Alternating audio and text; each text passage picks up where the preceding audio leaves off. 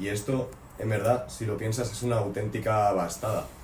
Porque yo, por ejemplo, creo que lo puse como ejemplo del anterior podcast de los dragones, pero uno de mis mejores amigos me dijo que le había preguntado al ChatGPT, a la inteligencia artificial, cómo educaría a su hijo, qué claves hay para educar a su hijo para que tenga la mentalidad de ser un ganador.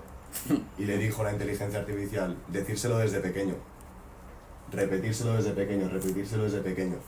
Y esto yo me veo bastante identificado, porque ¿cuántos no hemos tenido miedos en el cole a la hora de empezar un proyecto cuando éramos pequeños, a la hora de empezar a leer o a la hora de empezar un mogollón de cosas de que pensábamos que no íbamos a poder? Yo, por ejemplo, con el leer me identifico mucho, porque a mí me costaba mucho leer en clase y leer en general en mi casa cuando me tocaba, etc.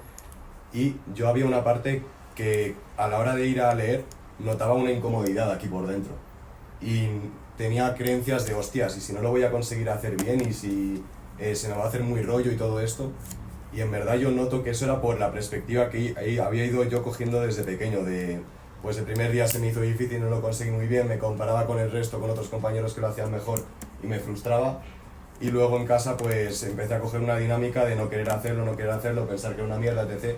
Pero ¿y si yo desde pequeño, por lo que sea, porque me lo dijeran, porque me hicieran creerlo en mi subconsciente, un hipnotista o como sea, de que yo era un crack leyendo, de que yo lo podía hacer perfectamente? Pues para empezar, ese miedo se hubiera ido, esa sensación de incomodidad a la hora de hacerlo, y aparte no hubiese gastado energía mental en pensar que no podía, sino que esa energía se hubiese ido a pensar que podía hacerlo y hacerlo.